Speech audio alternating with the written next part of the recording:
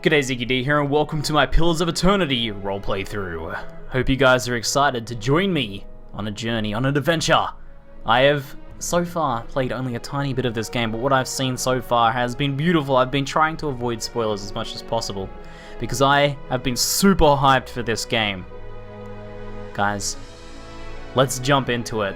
This should be a lot of fun. I'm going to be doing this as a I'm going to be playing this as if I was my character, trying to think of things from my character's point of view as much as possible. We're going to have a bit of fun and maybe break the fourth wall from time to time, but we're going to try and really get into this. Guys, I hope you're as excited as I am, so let's go ahead and jump on into it.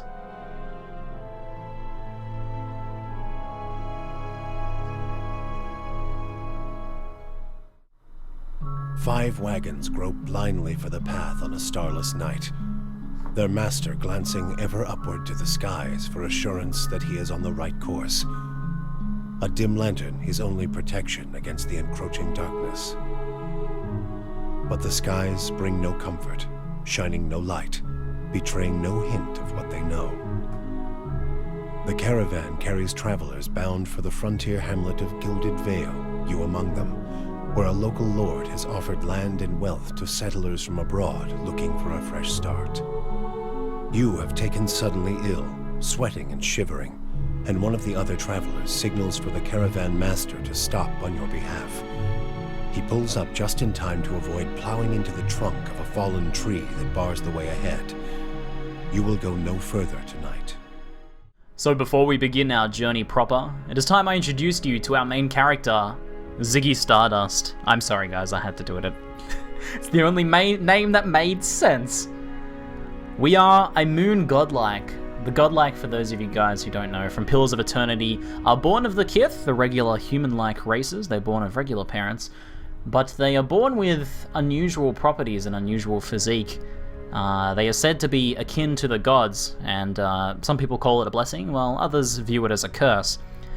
There are 4 different types of Godlike. There are the Moon Godlike, which I am, the Fire Godlike, the Death Godlike, and the Nature Godlike.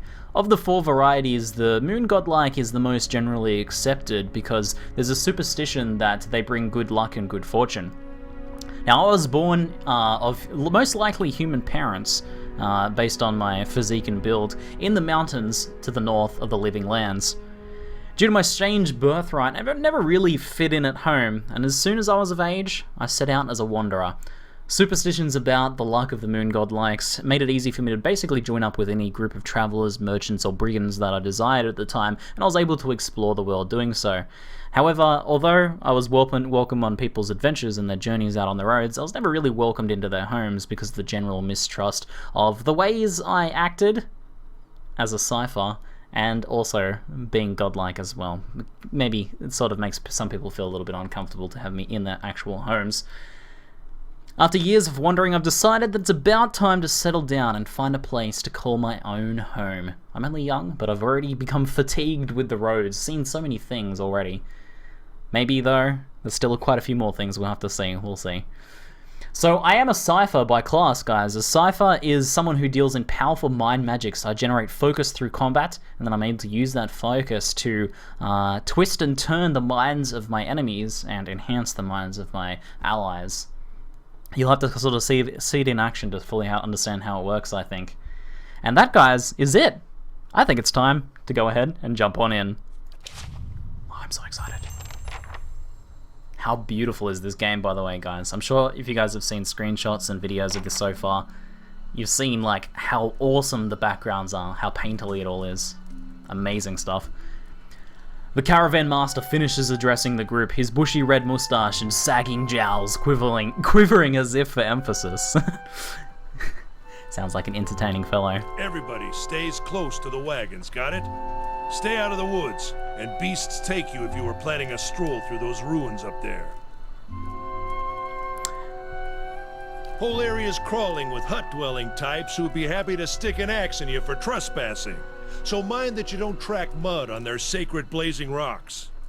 We're in dangerous territory, it seems like. We better watch our step. Tonight, everybody stays put, and in the morning we'll get the path cleared. Gilded Vale's less than a day out. Understood? At last, the Caravan Master turns to you, frowning as he looks you over. Touch of the rumbling rot, could be. There's a stinging beetle round here carries it. You'll be fine once it passes your innards. Unless you don't drink water, of course. Which case you'll be dead in a day. I think that means we should be drinking some water, guys. Not feeling too well. Feeling a little bit queasy. There's a berry grows in these parts, small and pink, called a springberry. About the size of a fingernail. Give you cramps if you eat it, but the frontiersmen make a tea from it. Calms the insides. Should get you through the night. You might check around, see if you can find some. Meanwhile, I'll see if we can scare you up some water. Ah, we're gonna make some tea. Our first quest, make some tea. I'm down with that. That sounds like an awesome way to spend the evening kind of trapped in some ancient ruins. I know you want to Sounds hunt awesome. before it gets much darker, but see about refilling our water first. Got a sick one here. Alright, let's find out where we can find these berries. They grow on a bush that's common round here, kind of funny looking. You'll know it when you see it. Doubt you'd have to go far off the road to find one. So what exactly are these ruins where we're at the moment? I'm curious. Nothing you won't see on half the hills of Air Glonfoth. Money to be made selling their knickknacks in Defiance Bay, if you don't mind getting stuck with Glonfoth and arrows now and again. They didn't build them, but I'll be the effigy if they don't watch them like a mother bear. Of course, all the ones around here have been ransacked 10 times over. Got nothing left worth half a pond, so I hear. So it is a bit dangerous here then. Not if you hurry about your business, Alright. and not if the weather holds up. Okay. Alright, I'll go see about these berries Hold on. then. Take someone with you. I know you're not some helpless tenderfoot, not like most of this lot. But you drop dead, I don't want to be looking for the body. Got a Yeah. schedule to keep. I've been around. He scans over the travelers, resting his eyes at length on a sturdy, armor-clad woman who has spent the journey's night sleeping on uneven ground without blanket or pillow. Kalisha. Kalisha! The woman looks up in her own time. Not exactly in a rush. He needs to find some springberries. Watch that he doesn't drop dead. No promises. Good stuff, Kalisha. What kind of guide says something like that? Kind you can afford. Don't Sounds listen fair. to her. You're in good hands. And I pay too well, if anything. He pays you by his own word. Off with you. Hayden should have supplies. See that you're equipped before you head out. We're in harsh country. Get your berries and hurry back. And if you get so much as a tickle of wind, you drop everything and you run. Something in the air tonight. If it's a Beawick, we'll shelter in the ruins. Hut dwellers be damned. So I'm none too familiar with the Beawick, but it sounds like they have control over the elements of the wind. So something we might want to watch out for. So, I'm fairly familiar with some of these tutorials here, but if you guys play through yourself, you can read through some of that. Though there might be some points where I do have to read through some of this stuff. Otherwise, I'm fairly familiar with most of this stuff just here. You heard the man. Let's get going before you keel over. So we have Kalisha with us here. First, let's take a little bit of a poke around. We can see, if we go into our inventory, you can see everything we have sort of. We basically just have the weapons in our hands and the clothes on our back at the moment. Nothing really extra. Looks like Kalisha is carrying an axe and a torch. Pretty ready for battle. And myself carrying my trusty hunting bow from the Northern Lands. Let's have a look around first. There's a bunch of caravanners sort of just chilling at the moment. Maybe we can just sneakily poke in a potion of minor regeneration and some coins. No one saw that. Anyone need supplies? I've got sundries for sale.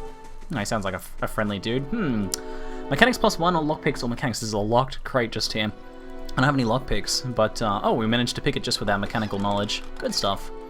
Let's have a look at these, sort of these weird glass stones jutting out of the earth. These tall glass green pillars appear as if they have sprouted from the earth. The flickering fire sets shadows dancing within them. Let's go check out the crates in here. I found some more just regular clothing. I mean, sure, take everything. Rob them of all their earthly possessions. Now all the like the hand-painted backgrounds and stuff here are beautiful, aren't they, guys? Exploration is key in Pillars of Eternity as you make your way through the Eastern Reach. Open up area map to see what parts you've already discovered and what's left to explore. We can see the sort of the map over here, and I think there is an area map if we click out here, and we can see the larger area map of the world we're in. To the north is my homelands. Let's continue to explore. See if we can find ourselves some berries. Sparfle. Let's talk to Sparfle. I'll have your water soon enough. Stream's not going anywhere. He doesn't seem to be in any much of a rush. He is currently enjoying a pipe. Good work, Sparfle. In your own time, man. In your own time. Alright, let's head up to the north here. So we're Let's looking check for by some those berry outcroppings. bushes. Sounds like a plan. Oh, I see a grisly sight ahead. We better approach with caution. Shh. Ah, looks like a wild wolf has felled a deer just here. All right, let's see what we can do about this. I might show Kalisha what I'm made of. I'm going to be using an old power of mine, Eye Strike, which blinds and dazes enemies, and we'll have Kalisha move in to melee combat. It should make the wolf sort of pretty easy to deal with. Now, those of you guys who are not familiar with this sort of combat from CRPGs, it is real-time combat, but you can pause at any time, and you can also set up pauses to happen on certain events, like an enemy being spotted, or a companion dying, or someone becoming injured. There's a whole bunch of customization you can do. I've set up some auto-pause settings at the moment that hopefully should work well for us. Otherwise, you can slow down time as well. I can actually hit S and slow down time, so we can sort of play out the combat in slight slow motion. We can see how things play out. So Kalisha moves into melee there. I follow up with bow attacks. We can see the wolf is currently blind and dazed, which makes it far less effective in combat. And Kalisha sets the thing on fire! Not a bad first encounter. No damage taken. And we can loot it if it's pelt at the same time. Might as well get some skinning done. That's a grisly scene right there though, isn't it? Alright, we can turn off slow mode now that we're out through the combat. This is it. This looks like the berries we've been looking for. Easy mode.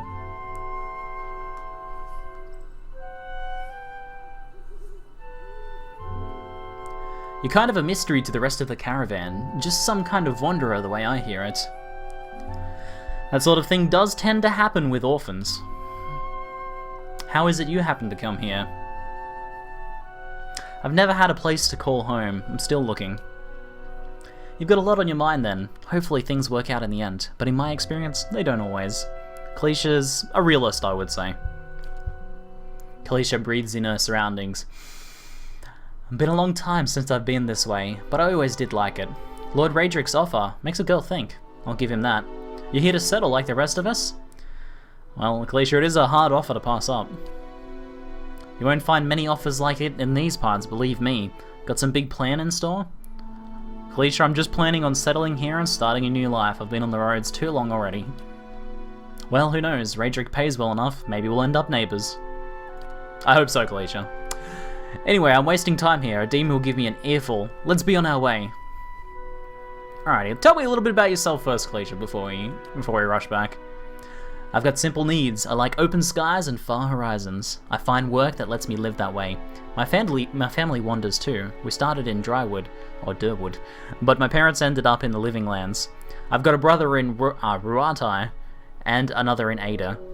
My sister in Gilded Vale. She's the only real homebody. Alrighty, let's get back to camp. You know, I wouldn't hold my breath about that Sparfle's gonna get you any water anytime soon. He does what he feels like, when he feels like it. We should check up on him, slap him around a little. Stream's just down that way, come on, let's get you your water. Yeah, I don't like our chances of Sparfle actually fetching some water for me. Doesn't seem like the type to do anything but for himself. Let's go ahead and raid some mushrooms here first. Burned ladies. So all of this stuff that we pick up here goes into our stash here. There's a stash for basically crafting reagents, so it doesn't fill up your sort of combat inventory, which is basically what your character holds on their person. You've also got your party stash, and you can do some crafting and stuff from in there, which we'll be able to check that out later. Alright, let's head down to the south here. So Sparfle's sort of just chilling here at the tree in the middle of the crossroads. He does seem to have disappeared though. Maybe he's down by the stream grabbing some water. Hopefully. I'm being optimistic. Let's have an explore. So for movement, I'm double clicking and it, oh, hello. Oh, the deer rushed away. Perhaps I should have snuck up on it. We could have gotten an extra meal, perhaps. Oh, here we go. Travelers maybe, or looters, or bandits. Bad sign any way you figure it. Yeah, dead bodies lying around, generally not a good thing. The corpse is cold to the touch, and a ripe smell wafts from it in putrid waves. A dark crusted bloodstain besmirches its simple linen clothing. We did find some lockpicks and some leather armor. I currently have padded armor equipped. Now, the sort of the positives or negatives of armor is that padded armor only provides, you know, moderate to light damage reduction, but it does not slow us down too much. It's quite light, so it doesn't really slow us down. And I like to be kind of on my toes in combat.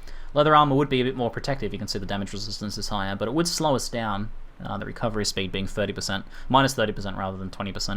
If we sort of compare to Kalisha, she's wearing some scale armor, which is slower again, but with a higher damage reduction. So we can sort of, if we decide we want some more protection, we could equip this leather armor though. Alright, it doesn't look like there's anything else this way apart from the corpses hiding amongst the tree there. Interesting sort of light from the fireflies hanging on the tree there. Alright, let's cross the bridge then. Maybe Sparkle will head across the bridge over here. And we can zoom in around. You can't rotate though, everything's sort of designed to be viewed from one angle.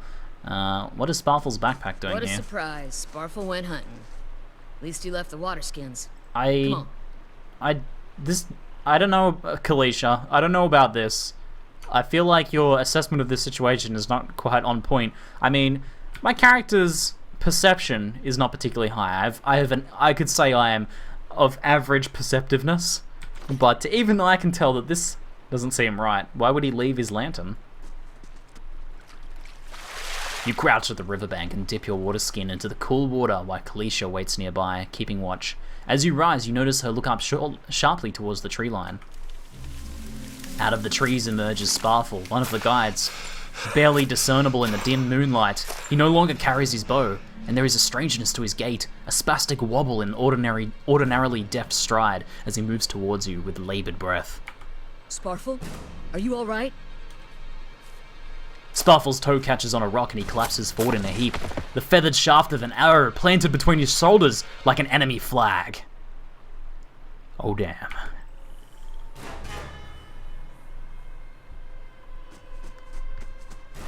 Ambush! I knew something wasn't right. Okay, let's see what we can do about this situation. I think we'll have Kalisha engage the ambusher from the bridge, whereas I'll engage the lighter equipped opponent from this side. I can probably blind them here. Allow me to set up some hotkeys briefly. And if I attempt to blind the hunter here, I think combat will go a lot better for us. We'll have Kalisha engaged to the north here. Let's try it out, see how we go. Alright, we should be able to fight the hunter ourselves just fine now. Alright, Kalisha seems to be doing well. Slow things down a little bit. Looks like we've got the hunter under control here. He's almost going down. They're not looking too well. Kalisha has set the other hunter on fire. Now what I'm going to do here, make things a little bit more interesting. Let's see if I can... What you need? Not going to work just yet. Alright, let's move around to this side. I can move around to the back. I don't have any melee weapons to deal with in here, but we can take a shot from the backside. Looks like Kalisha did the work. I think we're okay. No need for fanciness. Get back to camp. We took a few hits there. Let's quickly loot the corpses before we go, though. Another hunting bow. And agate. He was carrying some treasures. Now, I know we're going to see what's happening with the ambush, but I kind of just want to see what's going here. The footprints around the campfire are indistinct and may have been here for days or longer. Let's check this out just here. Ah, some beer. I'll take that. Alright. Just making sure there's no one else around the camp. Alright. Oh, hold on. What is this? Ziggy has discovered something. What the? The Disappointer, pistol two-handed. Speed very slow.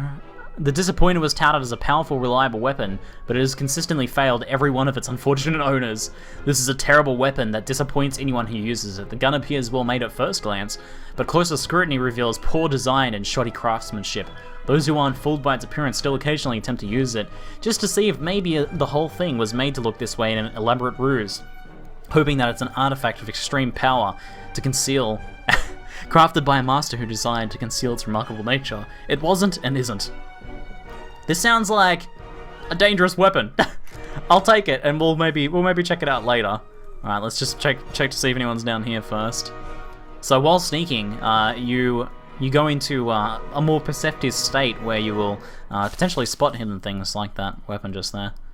All right, looks like there's no more enemies around this. We better rush back to the camp then. All right. Dramatic music. Back across the bridge. I doubt there was only two of them. Oh, I can hear the sounds of battle in the distance. Let's head back up around the camp here. Things don't seem to be going well from over at the camp. Uh-oh. Alright, we have another enemy here. Maybe we can sneak and get a better position here. There's two of them. Alright. I think I will... I'll have Kalisha sneak around this side a little bit. And I'll have her move into engage. And I'm going to go ahead and blind the archer as well, who I think is a bit more of a danger here. Alright, let's get into it. There's there's 3 here. Okay, Kalisha's about to move into engage. Okay, let's the archer is no danger now that he's blinded and dazed, but Kalisha's gonna need some help for sure. We can hopefully help take out this archer here from the distance. I think Kalisha's getting a bit fatigued as well from combat. It sounds like it. Now, as I attack, I generate focus, which I can use to use my Cipher skills. I need to generate a little bit more focus, and we can potentially do that. In such case, we can do right now. I should be able to create a toxic physical manifestation of the mutual antipathy between the Cipher and the enemy target. Anyone caught between the path or between two will suffer corrosive damage. So the way this works is I can cast this on him, and then I can move over to this archer here and burn him up.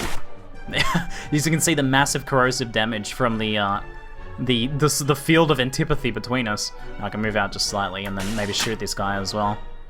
Now, it looks like this guy's going down. We should be able to finish this one. Well, that was pretty effective. I love that ability. I rarely get to use it. We get to use the enemy numbers against them. Looks like Kalisha's doing pretty well, which is pretty sturdy. Alright, we've taken these 3 down. I think that went pretty well, guys. I think that went pretty well.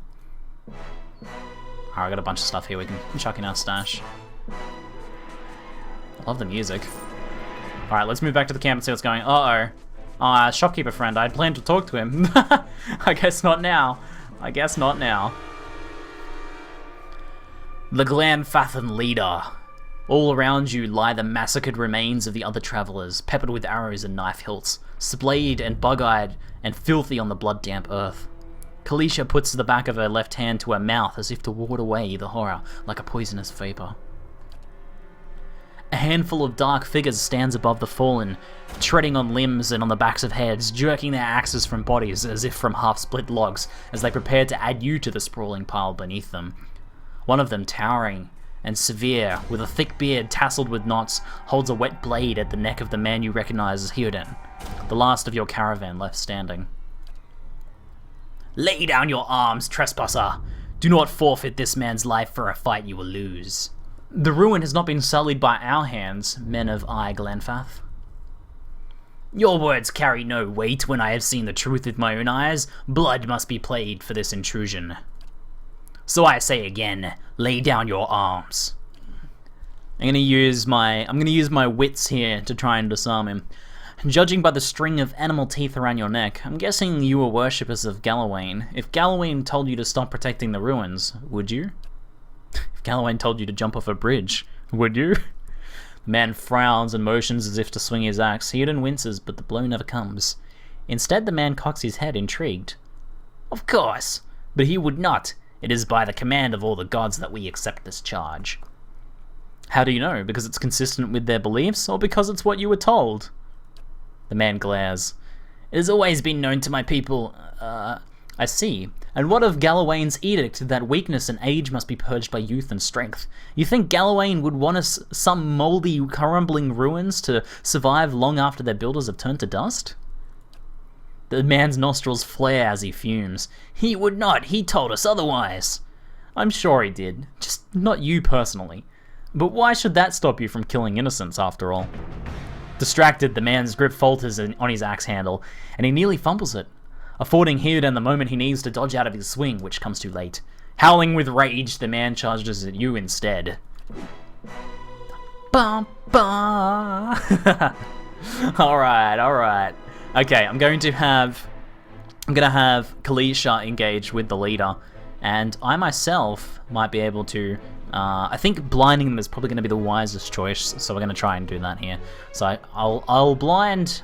I think I'm going to blind this guy in the hopes that these two rush into the blinding field as well, and we'll have Hirden sort of retreat for the moment because he's already taken a bit of damage in the fight.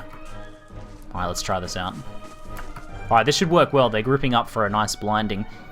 We'll have Heaton circle around this way, and hopefully he can flank them on the other side. Oh, the blinding was excellent. Looks like all of them have been blinded in the area just here. Some excellent blinding. This hunter just here is only blinded for a short duration though, so we're gonna have to be aware of that. Anyway, I'm gonna have Heaton move around and try and get the flank here. Alright, it looks like the guy's engaged Heaton, so Heaton is not going to be able to retreat from this fight just here unless he is willing to take a hit to the back of the head, which I don't think is a good idea. So I think we can have the leader is dazed currently, and he's not going to be much of a danger. This one here is the most immediate threat, so we'll try and help out. We'll help out Heaton if we can here. Alicia doing very well. We absolutely exploded the hunter. Okay, that's pretty good. That'll do the trick. That'll do. And we'll have Kalisha continue over here. Should be fine. Oh, yes. And now the flank. And I think this is not going to be a problem. I think that went pretty well, guys. What do you think? Your enemy lies supine on the ground, unable to rise. His companions now silent among the other dead. His breath comes wheezing fitful gasps. He looks not at you, but at the sky above you. Forgive us. Barely audible beneath choked sighs, a whisper of wind stirs the air. At this, the man's eyes rolls back as he closes them. Good. The gods are just. A queer smile crosses his face. I am ready. The wind begins to swirl, whipping around the camp, electric and volatile, upending pots and rattling tents like an angry spirit. You can feel it begin to seep beneath your skin like jetty beginning to succumb to the surge of a great wave. And where it pierces you, you feel as though it is rending you apart from within. Seated against a wagon wheel amidst the howling maelstrom, slashed across the chest and bow, Odema's body stirs, and with great effort, he raises his sagging head. His eyes barely open, he looks directly at you. Get inside! Run!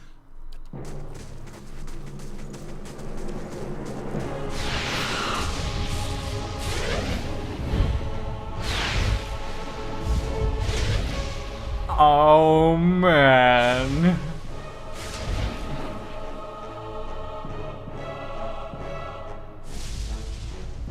Straining against a gale that threatens to pull you off your feet with every step, you set your hands in the worn folds of a weathered rock and set about pulling yourself up the precipice. With a last burst of energy before your arms give out, you swing yourself onto the ledge. Heaton trails behind, slowed by injury and delayed by early hesitation. As he nears the face of the rocks, one of the fallen attackers who had been feigning death lunges for Heaton and topples him onto the rocky ground. Restrained, Heaton lashes out against his fatigued assailant, but he struggles to break his hold. They are close to you. From your position, you would have a good chance at hitting your mark. I grab a rock and hurl it at the attacker. Your aim is true, and the hit jars Heaton loose. Lurching to his feet, Heaton clambers up the base of the rocks. As he nears the top, however, the wind flares, pulling him sideways and tearing one of his hands free. But diving onto the hard rock, you manage to catch hold of it, securing his other hand. You pull with waning strength, and it feels as though your arms will be jerked from their sockets. They hold just long enough for Heaton to set his feet and join you on the trembling ledge. There is deep resonance to the swelling wind now. You feel it in the rocks beneath your feet and inside the cavity of your own chest, as though it would shake the marrow from your bones. Each new gust menaces the old stones before you, loosening connections, unsettling balances. As you dart beneath the old archway, the entire portal begins to fall beneath its own weight. Oh, what a beginning! What a beginning! And it caves in behind us. A Buick. Had to be. I knew it. Then we're lucky to be alive. And we're the only ones. We can't stay here. There could be another collapse. We're not getting out that way anyway. Let's get further inside. And that, ladies and gentlemen, is our exciting conclusion to the first episode. I hope you enjoyed it so far, and I hope you'll join me for episode 2 when I upload it tomorrow. Anyway, that's it for now. I'm ZiggyD, and thanks for watching.